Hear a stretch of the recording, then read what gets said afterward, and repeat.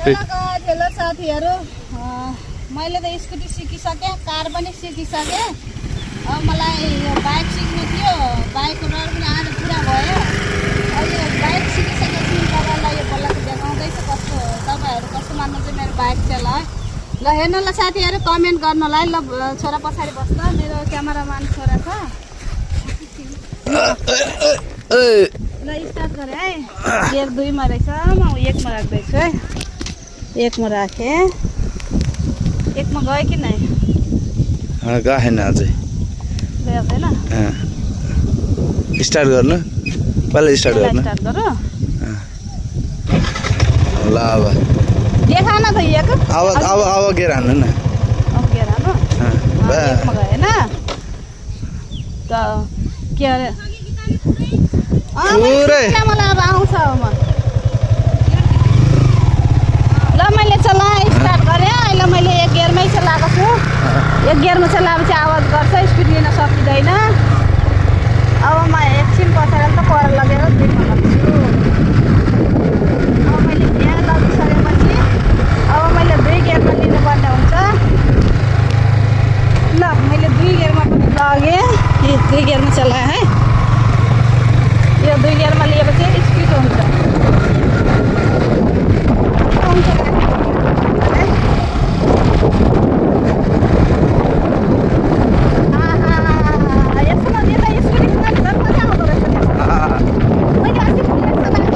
हजुर भारी हुने रहेछ नि, भारी बुलेट भारी हुने रहेछ। अनि मलाई उठाउनु गाह्रो भयो। सुरुमा त बुढोलाई उठाउनु पठाएँ, पछि नै मलाई उठाउनु पनि आफै सिक्नुपर्छ भनेर मैले आफै उठाउनु कोसिस गरेँ। त्यसमा त आफै हल्का भयो कि उठाउनै सक्दो रहेछ भनेर। तर यो बाइक त हल्का हुँदो रहेछ, सक्दो रहेछ, आरामसँग सक्दो रहेछ। अब म 3 गियर हाल्छु ल। अनि क्लच समाउने, अब फेरि यसरी 3 गियरमा गयो। 3 गियरमा चलाउँदैछु गाइस। साथीहरु हेर्नुहोस्, यो हो पावर। हिक्मत गरेपछि सबै सकिन्छ। मान्छेहरूले स्कुटी चलाउनु गाह्रो मान्छन्, सक्दैन। हेर उयो गर्दैमा जिन्दगी जान्छ होइन। हिक्मत राख्यो भने हर चिज सकिन्छ। मेरो ठुली चाहिँ पनि भर्खर स्कुटी सिक्दै हुनुहुन्छ। अब हामी बुलेट कार सिक्ने भइसक्यौँ।